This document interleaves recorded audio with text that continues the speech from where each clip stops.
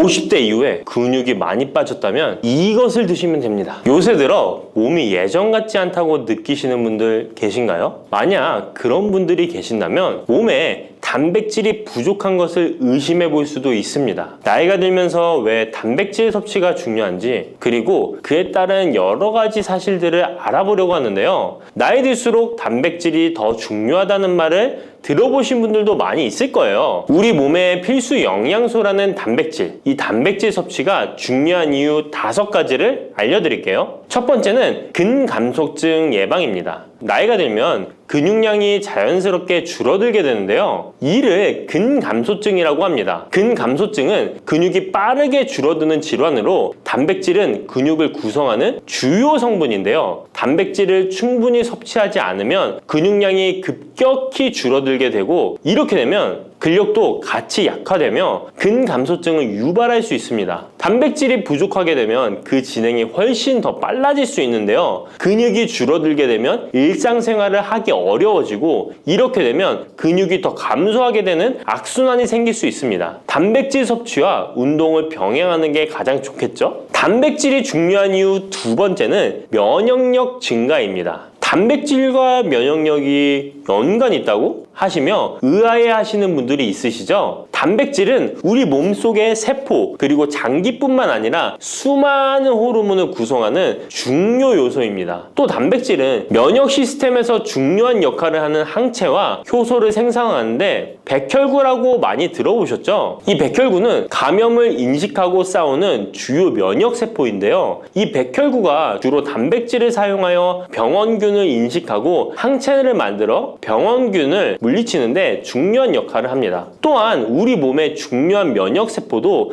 감염에 대응할 때 단백질을 사용하여 신호를 보내고 병원균을 파괴하는 작용을 합니다. 나이가 들면서 면역 시스템이 약해지기 쉬운데, 그럴수록 단백질을 충분히 섭취하면 면역력을 높일 수 있습니다. 단백질 섭취가 중요한 이유 3번째는 심혈관계 질환 예방입니다. 단백질은 심혈관 건강에도 영향을 주는데요. 특히 식물성 단백질이 도움을 줍니다. 예를 들자면 콩류와 견과류 등은 나쁜 콜레스테롤인 LDL의 수치를 낮추고 심혈관계 질환의 위험을 줄이는데 도움이 됩니다. 특히 노년층에서 단백질 섭취는 고혈압, 동맥경화증, 심장병 등을 예방하는 데 중요한 역할을 합니다. 4번째는 피부의 탄력 저하를 예방합니다. 피부의 주 성분 중 하나인 콜라겐은 단백질로 이루어져 있는데요. 나이가 들면 콜라겐이 자연스럽게 감소하게 되는데, 이로 인해 피부 탄력이 떨어지고 주름이 생깁니다. 이때 단백질을 충분히 섭취하면 피부 건강에도 좋은 영향을 주는데요. 단백질 공급은 피부 재생을 촉진시켜 피부 건강을 유지하는 데 도움을 줍니다. 5번째는 골다공증 예방입니다. 나이 드신 여성분들은 특히 더 주목해주세요. 질병관리청의 보도자료에 따르면 대한민국 50세 이상의 골다공증 유병률은 22.5%로 약 5명 중 1명은 골다공증이 있는데요. 골다공증은 조용한 뼈 도둑이라고 불릴 정도로 초기 증상이 뚜렷하게 보이지 않지만, 골다공증이 한 번 생기면 이로 인한 고관절, 척추, 손목 등의 골절이 생기기 쉽고, 이로 인해 합병증 위험 또한 증가하는데요. 이 골다공증을 예방하는 데 중요한 요소가 바로 단백질입니다. 단백질은 뼈를 구성하는 중요한 요소 중 하나인데요. 뼈의 건강을 유지하는 데 필요한 칼슘과 함께 단백질은 뼈의 구조를 안정화시키고 골밀도를 높여서 골다공증을 예방하는 데 중요한 역할을 합니다. 한마디로 노년층에서 우리가 흔히 알고 있는 칼슘과 비타민 D와 함께 단백질 섭취를 증가시키면 뼈가 약해지는 것을 방지할 수 있습니다. 이렇게 중요한 우리 몸속의 단백질이 혹시 부족하게 된다면 무슨 일이 일어날까요? 단백질이 부족하면 여러 가지 신체 기능에 문제가 생기는데요. 첫 번째는 인지 기능 저하와 치매입니다. 단백질 부족이 치매를 유발한다니 놀라셨나요? 연구에 따르면 단백질이 뇌 건강을 유지하는 데 아주 중요한 역할을 합니다. 특히 기억력에 많은 영향을 주는데요. 단백질은 뇌에서 신경 전달 물질을 만들고 뇌세포의 구조를 유지하는 데 도움을 줍니다. 특히 학습과 기억력에 영향을 주는 시냅스에서 발생하는 신경 전달 물질의 방출과 수용체 활성화는 대부분 단백질에 의해 조절되는데, 예를 들어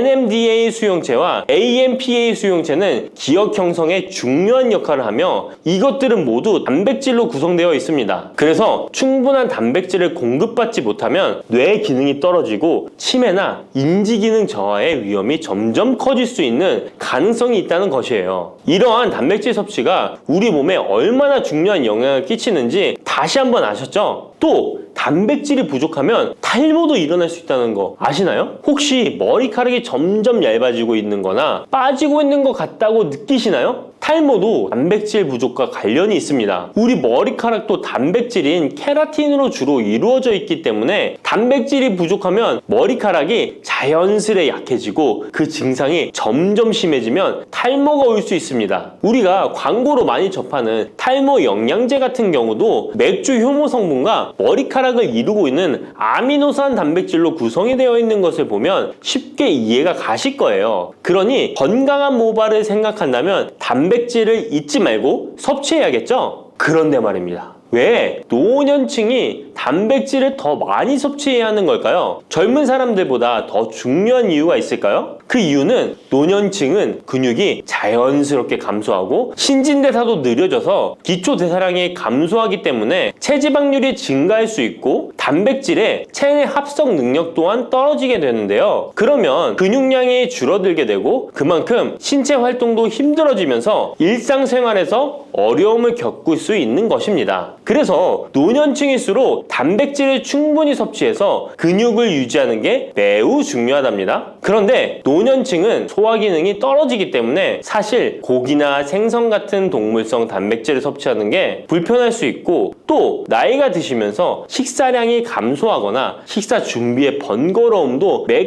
끼 단백질을 챙겨 먹는데 어려움을 주는 게 사실입니다. 그래서 혼자 지내시는 분들은 더욱더 단백질 섭취가 어렵기도 합니다. 또한 어떤 분들은 체중 증가를 걱정해서 단백질이 고칼로리라고 생각해서 드시기를 꺼려 하기도 하고요. 그렇다고 해서 섭취하기 어렵다고 단백질의 섭취를 멀리해서는 절대 안 됩니다. 우리 몸에 이렇게 필수적인 단백질을 충분히 섭취하기 좋은 음식에는 무엇이 있을까요? 단백질을 섭취하기 좋은 추천 음식 4가지 바로 소개해 드릴게요. 첫 번째 식품은 계란입니다. 사실 단백질 하면 가장 먼저 떠오르는 식품이 계란인데요. 계란 2알만 드셔도 하루에 필요한 단백질의 20%를 섭취할 수 있다는 거 아셨나요? 특히 계란의 단백질은 완전 단백질로 분류되는데요. 이는 우리 몸이 제대로 기능하는 데 필요한 필수 아미노산을 포함한다는 것을 뜻해요. 계란은 단백질뿐만 아니라 비타민 A, D, E도 함유하고 있어 건강에 매우 좋은데요. 계란은 자연적으로 비타민 D를 함유하고 있는 드문 식품 중 하나입니다. 또한 계란 노른자에는 칼슘, 구리, 요오드, 철분, 망간, 인, 셀레늄, 아연도 풍부하게 함유하고 있어서 계란을 먹으면 많은 영양소를 쉽게 섭취할 수 있는 거죠. 두 번째 식품은 생선입니다. 등푸른 생선 좋다는 이야기는 누구나 한 번쯤 들어보셨을 텐데요. 사실 등푸른 생선뿐만 아니라 다른 생선도 저지방, 고단백 식품으로 다른 고단백 식품인 육류에 비해 지방 함량이 낮고 필요 영양소는 그대로 제공해줍니다. 생선에는 단백질과 함께 오메가3, 지방산도 풍부하게 함유되어 있어 심혈관 건강에 좋죠. 특히 연어, 고등어, 참치 같은 생선은 단백질뿐만 아니라 항염증 효과도 있습니다. 그리고 대구 같은 백색 생선은 지방 함량이 매우 적고 단백질은 상대적으로 많아서 체중 걱정이신 분들이나 다이어트를 하는 사람들에게 더욱 좋은 생선입니다. 등푸른 생선도 지방 함량은 높지만 이 지방이 건강에 유익한 오메가3 지방산이기 때문에 건강에 도움이 되는데요. 생선의 단백질은 다른 육류나 콩류보다 소화가 편하고 생선의 살은 비교적 부드러운 섬유질을 가지고 있어서 소화가 빠르고 몸에서 쉽게 흡수됩니다. 세 번째는 유단백 식품인 우유나 요거트 같은 유제품입니다. 특히 노년층에서는 유제품을 섭취하면 칼슘도 함께 챙길 수 있어서 골다공증 예방에도 도움이 되는데요. 유제품에 포함된 단백질은 고품질 단백질입니다. 고품질 단백질은 신체가 효율적으로 사용하고 필요한 아미노산을 모두 공급하는 단백질을 말하는데요. 유제품에 포함된 주요 단백질은 카제인과 웨이로 2가지 모두 필수 아미노산을 풍부하게 포함하고 있습니다. 웨이 단백질은 소화가 쉽기 때문에 운동 직후 우유를 섭취하시면 근육에 아미노산을 빠르게 공급할 수 있고 카제인은 천천히 흡수되어 장시간 동안 일정한 수준의 아미노산을 제공해 근육 손실을 방지하는 데 도움을 줍니다. 하지만 우유를 먹으면 속이 불편하신 분들도 계시죠? 많은 사람들이 유제품을 섭취할 때 소화 불편을 겪을 수 있는데 특히 락토스 불내증, 즉 유당 불내증이 있는 경우입니다. 그러나 요즘에는 이런 분들을 위한 락토스를 제거한 락토프리 우유나 치즈, 요구르트 등은 락토스가 거의 없거나 적은 제품들이 많이 나와 있는데요. 락토스 불내증이 있는 사람도 이런 유제품은 문제없이 섭취할 수 있습니다. 소화가 어려우신 분들은 참고하셔야겠죠? 네 번째는 콩류입니다. 콩류 또한 식물성 단백질로 유명하죠. 콩류는 식물성 단백질을 제공하는 대표적인 식품인데요. 두부나 두유 같은 식품으로도 쉽게 섭취할 수 있고요. 콩류와 같은 식물성 단백질은 고기나 유제품과 같은 동물성 단백질에 비해 지방 함량이 낮고 콜레스테롤이 없는 특징을 가지고 있습니다. 특히 콩, 렌틸콩, 병아리콩, 검정콩 등 다양한 종류의 콩류는 필수 아미노산을 풍부하게 포함하고 있어 신체가 필요로 하는 단백질을 고루 제공하는데요. 특히 고기나 생선 같은 동물성 단백질이 소화가 어려우신 분들에게는 두부나 비지찌개 같은 소화가 잘 되면서도 단백질도 섭취할 수 있는 콩류가 좋은 단백질 식품입니다. 이렇게 몸에 필수적인 단백질, 음식만으로 충분히 섭취되면 좋겠지만 그게 어려운 경우도 있을 텐데요. 이때 단백질 보충제도 좋은 선택이 될 수 있습니다. 운동 후에 빠르게 단백질을 보충하고 싶을 때나 식사를 통해 충분한 단백질을 섭취하기 어려운 경우 보충제가 유용한데요. 마트에서 쉽게 찾을 수 있는 단백질 파우더나 고단백 프로틴바를 이용하면 간편하게 단백질을 보충할 수 있습니다. 하지만 이렇게 간편하게 섭취할 수 있는 제품들 몸에 좋다고 많이 섭취하면 좋을까요? 과량 섭취할 때도 큰 문제가 될 수 있습니다. 한 번에 과도한 단백질은 신장에 부담을 줄 수 있고 또 체내에서 불필요하게 지방으로 축적될 수 있습니다. 단백질의 하루 권장 섭취량은 성인 기준 몸무게 1kg당 약 1g인데요. 하루 권장 섭취량을 꼭 지키는 게 중요하죠. 한마디로 보충제는 식사로 부족한 부분을 보충하는 역할만 하도록 하고 식사로 골고루 단백질을 섭취하는 게 가장 이상적입니다. 마지막으로 단백질 섭취 시 간단한 팁을 알려드리겠습니다. 매 끼니마다 조금씩 단백질을 나눠서 섭취하는 게 단백질 흡수에는 효과적인 거 아셨나요? 단백질은 탄수화물과 지방과 다르게 잉여 단백질이 몸에 저장되지 않는데요. 그 때문에 한 번에 과량으로 섭취하면 소화가 어려워지거나 신장에 부담만 줄 수 있고 단백질은 필요 이상의 단백질은 배출되기 때문에 번거롭더라도 매일 조금씩 몇 끼마다 꾸준히 섭취하는 게 중요합니다. 고기 좋아하시는 분, 채소를 더 선호하시는 분, 이제는 다 같은 단백질이라고 생각하지 마시고 동물성 단백질과 식물성 단백질을 골고루 섭취해야 하는데 동물성 단백질은 식물성 단백질에는 부족한 아미노산이 풍부하고 식물성 단백질은 동물성 단백질에 비해 지방이 적고 섬유질도 같이 섭취할 수 있습니다. 우리가 평상시에 먹는 한식은 사실 단백질 섭취에 아주 좋은데요. 식탁에 단백질이 풍부한 계란, 생선, 두부, 콩들을 반찬으로 두어 개만 먹어도 쉽게 몇 끼마다 몸에 필요한 단백질을 섭취할 수 있습니다. 이제부터 잊지 마시고 단백질이 풍부한 반찬 꼭 드셔주세요. 단백질 폭탄으로 알려진 두부는 건강식으로 많이 드시는 대표적인 식재료입니다. 그런데 두부를 잘못 드시면 오히려 건강을 해칠 수 있다는 사실 알고 계신가요?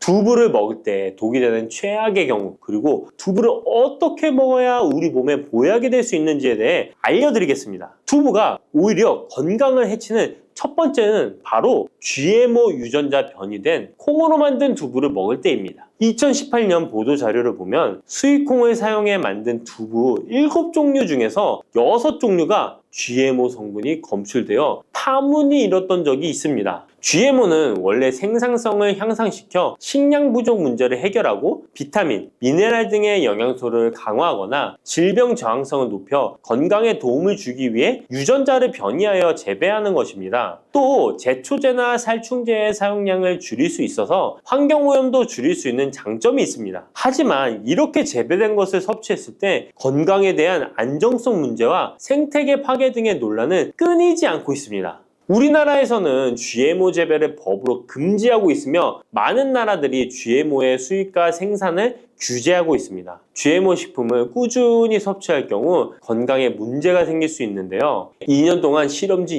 200마리에게 GMO 옥수수를 먹인 실험 결과 20%의 쥐에서 종양이 발생했고 종양의 크기도 컸는데요. 종양의 크기가 탁구공만큼 크게 자란 쥐도 발견됐는데 쥐 전체 몸무게의 4분의 1에 해당되는 무게였다고 합니다. GMO 표기가 의무이기 때문에 GMO 표기가 없는 식품을 사 먹으면 되지만 문제는 식품을 몇 차례 가공 과정을 거쳐 GMO의 DNA나 단백질이 남아있지 않은 식품은 GMO 표기를 하지 않아도 된다는 규정이 있기 때문에 소비자로서는 불안할 수밖에 없는데요. 따라서 두부를 구매하실 때 원료가 수입산이 아닌 국내산 콩으로 만든 두부를 사 드시길 바랍니다. 우리나라는 GMO 재배 자체가 금지이기 때문에 국내에서 재배된 식품은 안심하고 드셔도 됩니다. 두부가 건강을 해치는 두 번째는 바로 유부를 드시는 것입니다. 유부는 두부를 기름에 튀겨서 만드는 건데요. 유부를 먹는 방법에는 대표적으로 유부초밥이 있지만 이외에도 다양한 요리의 재료로 사용됩니다. 유부의 고소한 맛과 부드러운 식감 때문에 다양하게 사용되지만 건강에 해로울 수 있으니까 주의하셔야 됩니다. 두부를 기름에 튀겨 만든 유부는 칼로리가 높아질 뿐만 아니라 트랜스 지방이 생성됩니다. 트랜스 지방은 혈관 내 콜레스테롤을 증가시키고 심혈관 질환의 위험을 증가시킵니다. 이로 인해 대사증후군과 뇌 기능에도 영향을 미쳐 인지력, 학습 능력을 감소시키는 부작용을 일으킬 수 있습니다. 유부를 아예 드시지 말라는 게 아니라 맛이 좋고 간단하게 식사 대용으로 드실 수 있는 유부만 맛이 좋고 간단하게 식사 대용으로 드실 수 있는 유부지만 과하게 드시지 않고 적절히 드시면 좋겠죠? 세 번째, 두부를 드실 때 주의할 점은 시금치와 함께 드시면 안 된다는 것입니다. 시금치는 철분이 풍부하게 함유되어 있어 빈혈 예방에 효과적으로 알려져 있습니다. 또한 비타민 A, 루테인, 제아잔틴 등의 영양소가 풍부하여 눈 건강 증진에 탁월한 효능이 있고 마그네슘, 비타민 K 등이 풍부해서 뼈 건강 증진에 효과적인 것으로 알려져 있습니다. 그러나 문제는 시금치에 함유된 옥살산입니다. 이 옥살산이 두부의 칼슘과 결합하여 수산칼슘이라는 성분이 만들어지는데 이 성분이 결정을 이루어 신장이나 요로에 쌓여 결석이 됩니다. 신장결석, 요로결석이 되어 극심한 통증을 유발할 수 있다는 것입니다. 시금치를 드실 때는 두부와 같이 칼슘이 많은 음식을 피하시고 별도로 섭취하시는 게 좋겠습니다. 네 번째, 두부를 드실 때 오히려 해가 되는 경우는 갑상선이 약하신 분들입니다. 두부에는 사포닌이라는 성분이 함유되어 있는데 사포닌을 많이 섭취하게 되면 요오드가 몸 밖으로 과도하게 배출될 수 있습니다. 요오드는 갑상선 호르몬의 합성과 조절을 돕는 아주 중요한 성분인데요. 요오드가 부족하게 되면 갑상선 호르몬인 티록신의 생성이 부족하게 되어 갑상선의 기능을 제대로 하지 못하는 상황이 발생할 수 있습니다. 이렇게 되면 갑상선 저하증이 생길 수 있고 무기력해지고 피로가 회복이 잘 안 되면 우울증, 부종, 집중력 저하 등의 다양한 증상을 야기할 수 있습니다. 갑상선에 문제가 없는 분이라면 두부를 많이 드셔도 문제가 되지 않지만 이미 갑상선이 약하신 분들에게는 안 좋은 영향을 줄 수 있는 것입니다. 그렇다면 두부는 어떻게 드셔야 두부의 효능을 최대한 높일 수 있는지 알려드리겠습니다. 두부는 기본적으로 단백질이 풍부한데 이뿐만 아니라 리놀렌산, 레시틴, 피토스테롤 등의 성분이 풍부해서 몸 안의 콜레스테롤 수치를 낮춰주고 혈액순환을 원활하게 해서 동맥경화, 심근경색, 뇌출혈 등의 심혈관 질환을 예방할 수 있습니다. 또한 두부는 체력과 근력을 유지하는 데 큰 도움을 주는데요. 바로 두부의 풍부한 단백질 때문이죠. 근육은 매일 일정량이 새로운 근육으로 대체되기 때문에 매일 단백질을 공급해줘야 되는데요. 우리 몸에 단백질을 공급해주기 위해 정말 유용한 음식이 두부인 것이죠. 또한 두부에는 콜린이 풍부한데 콜린은 알츠하이머성 치매를 예방하는데 탁월한 효능을 발휘하게 됩니다. 두부는 탈모 예방에도 도움이 되는데요. 머리카락의 원료인 단백질을 보충하는데 도움이 될 뿐만 아니라 이소플라본이 풍부해 남성 호르몬을 조절해줍니다. 따라서 호르몬성 탈모 예방에 도움을 줄 수 있는 것입니다. 또한 두부는 건강하게 장수하는 데 도움이 되는데요. 많은 과학자들의 연구 결과 건강하게 장수한 사람들의 특징이 식물성 단백질을 꾸준히 섭취했다는 사실을 발견했고, 동물성 단백질을 식물성 단백질로 바꿔 섭취했을 때 사망의 위험성이 낮아진다는 연구 결과도 있습니다. 이러한 효능이 극대화가 되려면 소화 흡수가 잘 되어야겠죠. 두부 중 소화 흡수가 가장 잘 되는 것이 바로 순두부입니다. 순두부는 일반 두부와 마찬가지로 비질을 분리한 콩물에 응고력이 약한 응고제를 넣어 만든 것인데요. 그렇기에 훨씬 부드럽고 소화 흡수가 잘 되는 형태가 되는 것입니다. 하지만 단점은 일반 두부보다 단백질, 섬유질 등의 영양 성분의 함량이 떨어지는데요. 이런 단점을 보완하기 위해 계란과 함께 드시면 좋은 대안이 될 수 있어요. 순두부찌개에 계란이 들어가 있는 것이 맛뿐만 아니라 영양적으로도 찰떡궁합인 것이죠. 순두부와는 식감이 완전히 다른 쫄깃한 두부면이 요즘 인기가 높아지고 있는데요. 밀가루를 대체할 수 있는 다이어트 식품으로 많이 알려지고 있습니다. 다양한 면 요리에 사용되는데 단순히 두부를 면 모양으로 만든 것이 아니라 일반 두부보다 단백질의 함량이 2배 정도 높아서 건강에 더욱 좋은 식품입니다. 두부에서 수분을 빼고 응축시켜 만들기 때문에 같은 무게당 영양 성분의 함량이 높아지는 것입니다.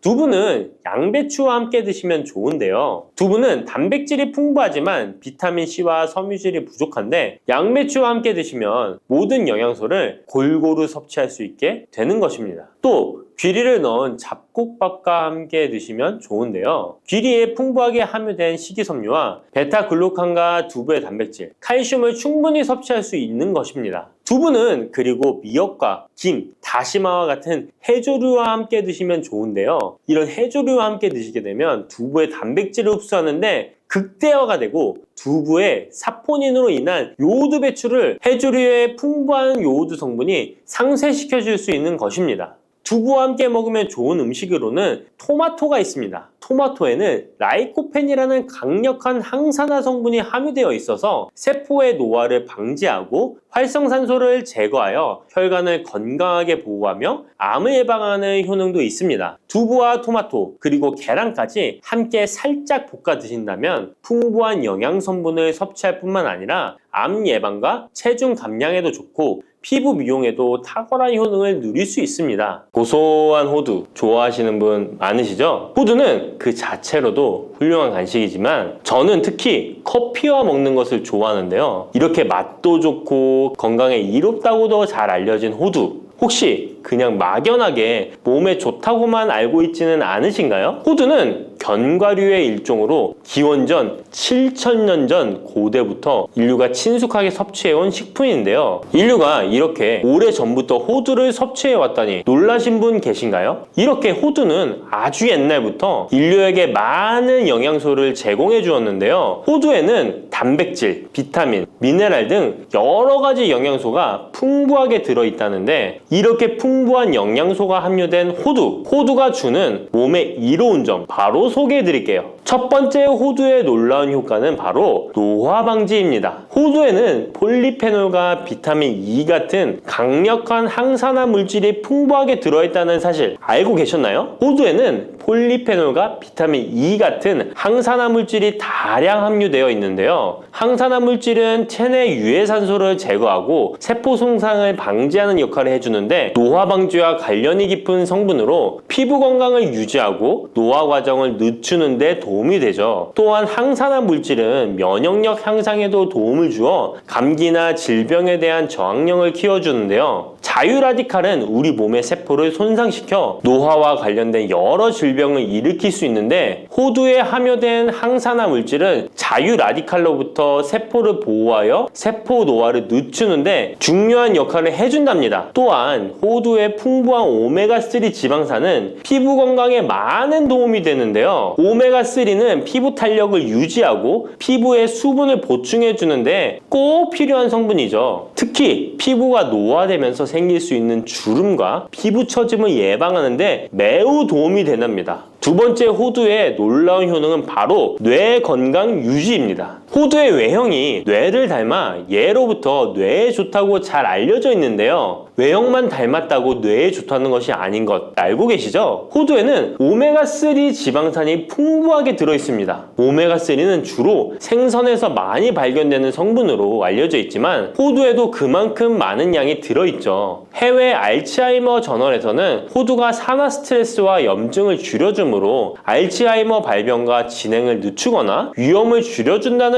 연구 결과를 발표했는데요. 호두에는 오메가3 지방산인 알파-리놀렌산이 풍부하고 이 성분은 뇌세포를 보호하고 인지 기능을 향상시키는데 중요한 역할을 해주며 뇌의 기능을 활성화시켜 치매와 같은 뇌질환을 예방하는데 도움을 줄 수 있다는 것이죠. 뇌 기능이 저하되지 않도록 돕는 호두는 노화로 인한 인지 저하를 늦추는데 중요한 역할을 합니다. 또한 호두는 비타민 E 또한 풍부하여 뇌의 노화 방지에 도움을 줍니다. 비타민 E는 강력한 항산화 작용을 통해 뇌세포를 보호하고 기억력과 인지 기능을 개선하는 데 도움을 주며 산화 스트레스로부터 뇌를 지켜줍니다. 이는 알츠하이머와 같은 치매를 예방하는 데 중요한 역할을 한다는 사실. 뇌 건강을 위해서는 이제부터 호두를 꼭 드셔야겠죠? 세 번째 호두의 효능은 바로 뼈 건강에 도움을 주는 것입니다. 호두가 뼈에 좋다는 사실 알고 계셨나요? 좋은 영양소가 많이 들어있다는 것은 알아도 뼈에 좋다는 건 생소하신 분들이 있으실 텐데요. 호두가 뼈 건강에 미치는 좋은 작용들 바로 알려드릴게요. 호두는 칼슘뿐만 아니라 다른 중요한 성분들도 함유하고 있어서 뼈를 튼튼하게 만드는데 아주 효과적인 식품입니다. 호두는 칼슘과 마그네슘이 균형 있게 들어있는데요. 칼슘은 뼈를 구성하는 중요한 성분이지만 마그네슘 역시 뼈 건강에 필수적인 역할을 합니다. 마그네슘은 칼슘의 흡수를 돕고 뼈의 밀도를 유지하는데 중요한 역할을 하죠. 이 두 성분이 적절히 균형을 이루면 뼈의 강도를 높이고 골다공증과 같은 질환을 예방할 수 있는데요. 또한 호두에 들어있는 오메가3 지방산은 뼈 건강에 직접적인 영향을 미치는 중요한 성분입니다. 연구에 따르면 오메가3 지방산은 뼈의 형성을 촉진하고 뼈의 밀도를 높이는 데 도움을 줄 수 있다고 하는데요. 이뿐만 아니라 오메가3는 염증을 줄여주는 효과가 있어서 관절염과 같은 염증성 질환에 걸리기 쉬운 사람들에게도 유익한 영향을 줄 수 있습니다. 호두의 놀라운 효능 네 번째는 바로 암 예방 효과입니다. 호두는 항산화 작용과 항염증 작용 덕분에 암 예방에도 효과적이라고 알려져 있는데요. 놀라우신가요? 2022년 국제학술지에 실린 연구 자료를 보면 호두나 아마씨에 함유되어 있는 알파-리놀렌산을 꾸준히 섭취하면 그렇지 않은 사람들과 비교해서 심혈관 질환 위험률이 10% 감소되고 관상동맥 심장질환 위험률은 20%나 줄어들었다고 합니다. 그뿐만 아니라 호두에는 폴리페놀과 엘라그산이 풍부하게 들어있는데요. 특히 엘라그산은 항암 성분으로 유명한데 엘라그산은 체내에서 엘라그산 대사물질로 변한대요. 암세포의 성장을 억제하는 데 도움을 주고 폴리페놀은 암세포의 확산을 막아주는 역할을 해줍니다. 호두는 이뿐만 아니라 오메가3 지방산을 많이 함유하고 있는데요. 오메가3 지방산은 염증을 줄이는 효과가 있습니다. 암은 염증성 질환과 관련이 깊은데요. 호두가 가진 염증 완화 효과는 암 치료에 있어서 중요한 보조 역할을 해줄 수 있다는 것 아시나요? 호두에 포함된 비타민 E와 셀레늄 등의 성분은 면역력을 증진시키는 데 도움을 주는데요. 암 환자에게는 면역력이 중요한데 호두는 면역 시스템을 강화시켜서 우리 몸에 방어막을 형성시키는데 큰 역할을 할 수 있죠. 호두의 효능 여러분 정말 놀랐죠? 이렇게 몸에도 좋고 맛도 좋은 호두, 이것들과 먹으면 효과가 배가 된다는데요. 호두와 궁합이 좋은 식품들 바로 알려드릴 테니 주목해주세요. 첫 번째는 요거트입니다. 요즘 들어 그릭 요거트나 프로바이오틱스 같은 단어들 자주 접해보셨죠? 요거트에는 단백질, 칼슘, 프로바이오틱스 등의 영양소가 풍부하게 함유되어 있는데요. 호두에는 건강한 지방, 단백질, 식이섬유, 비타민, 미네랄 등이 풍부합니다. 이 두 가지를 함께 섭취하면 영양소 조합을 통해 다양한 영양소를 한 번에 섭취할 수 있는데요. 요거트에 함유된 프로바이오틱스는 장내 유익한 세균을 증식시키고 장 건강을 촉진하는 데 도움이 됩니다. 또한 호두의 지방은 프로바이오틱스의 효능을 더욱 향상시켜 장 건강에 도움을 주고 호두에 함유되어 있는 오메가3 지방산과 같은 건강한 지방산을 요거트와 함께 섭취하면 호두의 지방이 소화 흡수를 도와 영양소의 흡수를 향상시킬 수 있다는 것 꼭 잊지 말아주세요. 그리고 영양뿐만 아니라 호두의 고소하고 크리미한 식감과 요거트의 부드럽고 상큼한 맛은 잘 어울리는데요. 함께 섭취하면 맛과 식감의 조화를 즐길 수 있습니다. 그러니 이제부터 요거트를 드실 때는 호두와 함께 드시는 것 추천해 드릴게요. 두 번째, 호두와 환상의 궁합 음식은 바로 바나나입니다. 바나나는 호두와 함께 섭취하면 영양소의 균형을 맞출 수 있다는 사실 알고 계신가요? 바나나는 탄수화물과 천연당과 풍부한 식이섬유를 함유하고 있다는 것 잘 알려져 있는데요. 뿐만 아니라 바나나의 당은 호두 대비 신체에 더 빠른 에너지를 공급해 줍니다. 호두에는 건강한 지방과 단백질이 풍부하게 함유되어 있다는 것 이제 잘 아시죠? 이 성분들은 신체의 에너지를 지속적으로 유지하는데 도움을 주는데요. 그래서 바나나와 호두 이 두 가지를 함께 섭취하면 서로 보완적인 영양소를 한 번에 섭취할 수 있고 영양소 흡수 동안 더 쉽고 오래 지속이 되도록 도와준다는 것이죠. 영양뿐만 아니라 호두의 고소하고 크리미한 식감과 바나나의 부드럽고 달콤한 맛은 잘 어우러지는데요. 함께 갈아서 스무디로 한번 섭취해보세요. 간단하게 바나나의 달달한 맛과 호두의 고소한 향이 의외로 조화로워서 맛과 식감, 영양소까지 한 번에 즐길 수 있습니다. 이렇게 고소하고 맛도 좋고 몸에도 정말 좋은 호두, 그렇다고 해서 너무 과하게 섭취해도 안 좋다는 사실 알고 계신가요? 호두는 건강에 매우 좋은 식품이지만 모든 식품들이 그러하듯 호두도 적당량 섭취를 해야 하는데요. 과연 하루에 얼마나 먹어야 하는지, 몸에 좋은 호두를 잘못된 방법으로 섭취하면 몸에 치명적인 독이 될 수 있다는 사실들, 호두 섭취 시 주의점들 바로 알려드릴게요.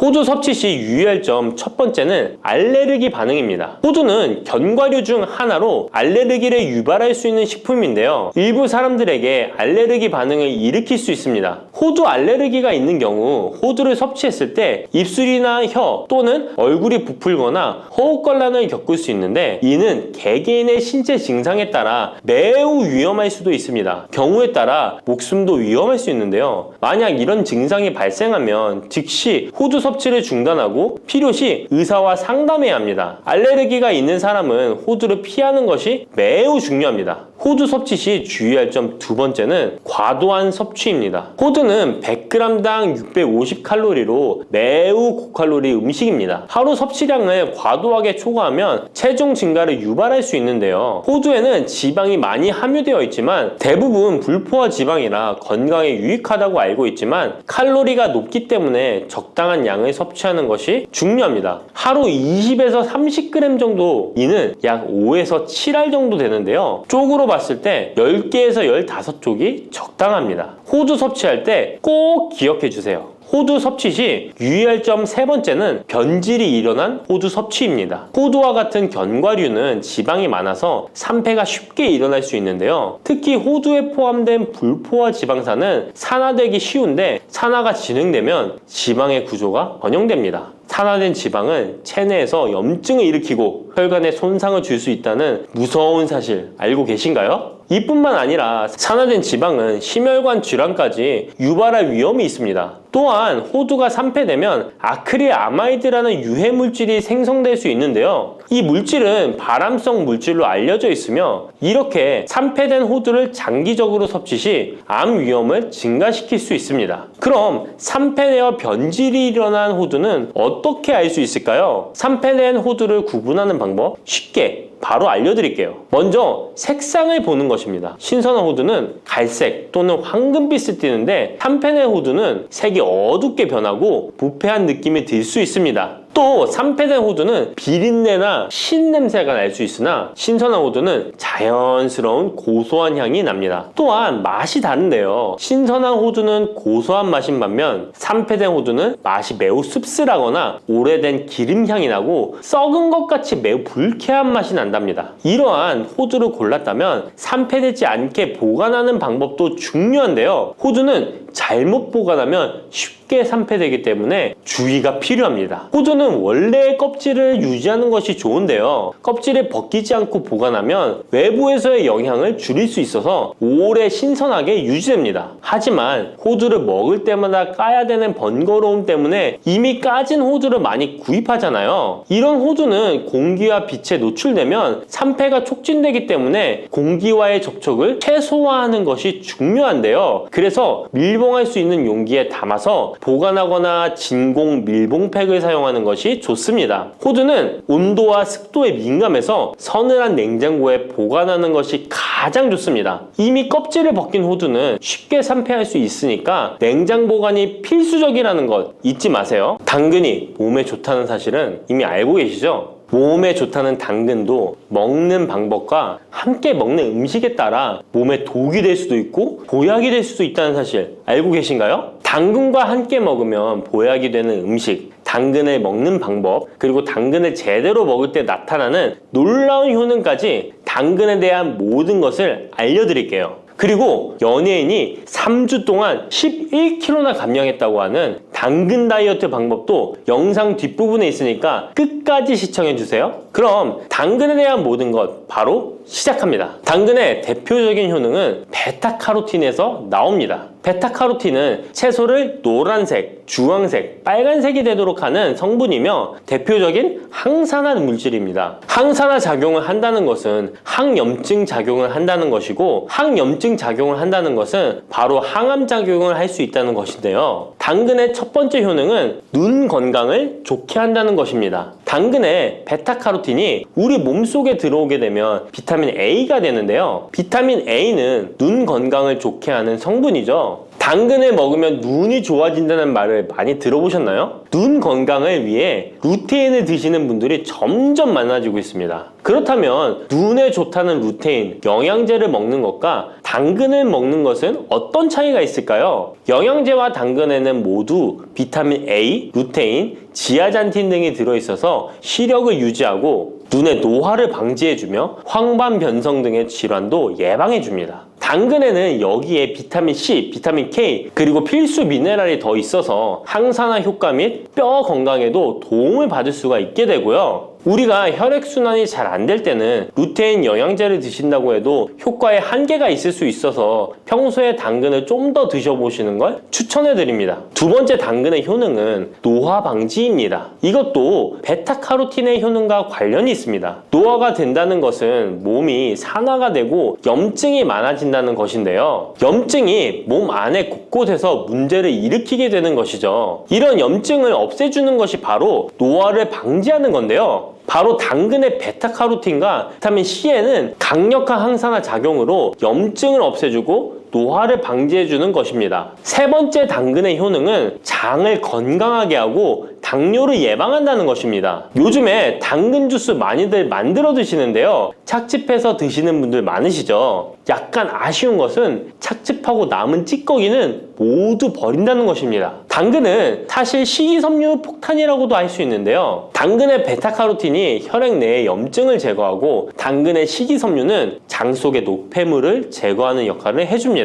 장 속에 유산균이 살아가려면 유산균의 먹이가 있어야 되는데요. 이 먹이를 프리바이오틱스라고 합니다. 그리고 프리바이오틱스의 역할을 해주는 것이 바로 당근의 식이섬유입니다. 또한 식이섬유는 당을 흡착하여 배출해주는 효능이 있습니다. 이 효능은 당이 우리 몸에 흡수되는 속도를 늦춰주기 때문에 혈당이 급격하게 오르는 것을 막아주게 됩니다. 이런 과정은 당뇨를 예방하는데 아주 탁월한 효능을 발휘하는 것이죠. 네 번째 당근의 효능은 암을 예방하는 것입니다. 암이 발생하는 여러 이유 중 하나는 염증이 계속해서 발생하기 때문인데요. 폐에 염증이 반복해서 발생하면 폐암이 될 가능성이 높고 위에 염증이 반복해서 발생하게 되면 위암이 될 가능성이 높은 것이죠. 또 한 가지 경우는 혈액순환이 잘 되지 않는 곳에 암이 발생할 가능성이 높아집니다. 혈액순환이 잘 되지 않게 되면 그곳에 영양분이 잘 전달되지 않고 문제가 생겨도 회복이 더디거나 악화가 될 가능성이 높아져서 결국 암으로 발전하게 된다는 것입니다. 이러한 문제들을 해결해 주는 것이 바로 항산화 성분이고 당근의 베타카로틴이 강력한 항산화 작용을 하여 암을 예방할 수 있는 것입니다. 간혹 흡연을 하는 분들이 베타카로틴을 섭취하면 폐암의 발병률이 높아진다고 하여 당근 섭취를 꺼리시는 분들이 있는데요. 걱정하지 않으셔도 됩니다. 암 발생은 당근과는 아무런 관련이 없습니다. 폐암이 발생했던 실험군은 당근을 섭취한 것이 아니고 베타카로틴 영양제를 섭취하는 것이었으며 당근을 섭취한 실험군은 오히려 암 발병률이 낮았다는 연구 결과가 있습니다. 다섯 번째 당근의 효능은 치매 예방입니다. 베타카로틴은 뇌혈관에도 작용을 하게 되는데요. 뇌혈관에 쌓이는 베타 아밀로이드를 제거하여 뇌신경을 활성화시켜주는 역할을 해줍니다. 이렇게 뇌신경이 활성화되면 기억력과 학습 능력이 향상되고 치매를 예방할 수 있게 되죠. 치매는 발병이 되면 치료하는 것은 거의 불가능해서 예방이 정말 중요한데요. 치매를 예방하는 데 가장 중요한 것이 혈관을 깨끗하게 하는 것입니다. 당근의 베타카로틴이 혈관을 깨끗하게 해주는 효능이 있으니 당근을 매일 하나씩 꾸준히 섭취하여 치매를 예방하시길 추천드립니다.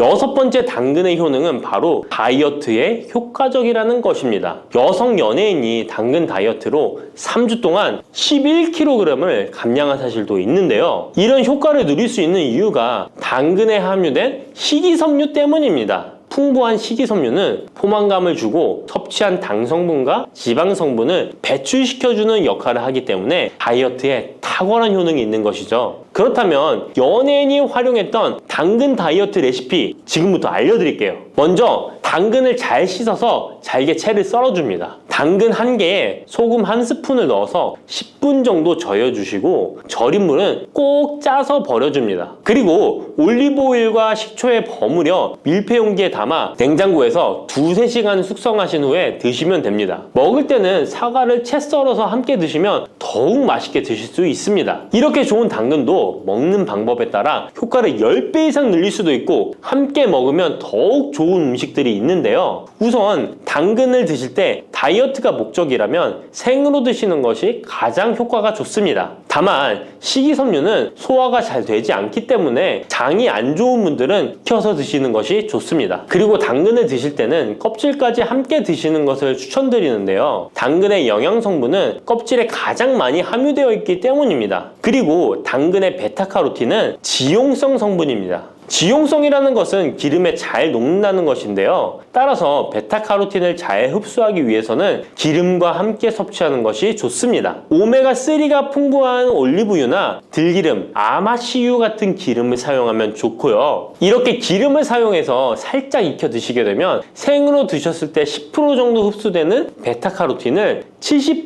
정도 흡수할 수 있게 됩니다. 엄청난 차이죠? 기름에 볶을 때 주의사항은 너무 오래 익히지 말고 살짝만 익혀서 드시는 것이 좋습니다. 너무 오래 볶으면 오메가3를 함유한 기름도 산패되어서 문제가 될 수 있기 때문입니다. 다음으로 함께 먹으면 좋은 음식들을 알려드릴게요. 몇 년 전부터 유행하고 있는 주스 있잖아요. ABC 주스라고 하는데요. 들어가는 재료는 사과, 비트, 그리고 당근이죠. 이 세 가지를 함께 갈아서 주스로 마시면 항산화 폭탄 주스를 마시게 되는 것인데요. 이 세 가지 중에서 비트의 효능이 혈관을 확장시켜주는 역할을 합니다. 풍부한 항산화 성분들이 확장된 혈관을 따라 온몸 구석구석에 공급되어 혈관을 깨끗하게 하고 염증을 제거하여 각종 질병을 예방할 수 있게 되는 것이죠. 다만 비트에는 옥살산이 함유되어 있어서 신장의 결석을 유발할 수 있기 때문에 신장 신장이 약하신 분들은 약간의 주의가 필요하고요. 그래서 요즘엔 이 비트를 빼고 사과, 양배추, 당근 이렇게 세 가지를 넣은 ACC 주스를 많이 드시는데요. 양배추는 우리 몸의 진액을 보충해줘서 점막을 촉촉하게 해주는 효능이 있어서 외부로부터 들어오는 바이러스와 이물질을 배출시켜주는 탁월한 효능이 있습니다. 그리고 항암 효과를 극대화시켜줄 수 있는 음식도 알려드릴게요. 바로 브로콜리와 단호박을 당근과 함께 드시면 됩니다. 세 가지를 생으로 드시는 것보다 찜기에 쪄서 드시면 흡수율을 훨씬 높일 수 있고요. 올리브 오일과 약간의 소금을 넣고 물과 함께 섞어서 드시면 맛도 좋고 건강에도 좋은 강력한 항암 주스로 드실 수 있습니다.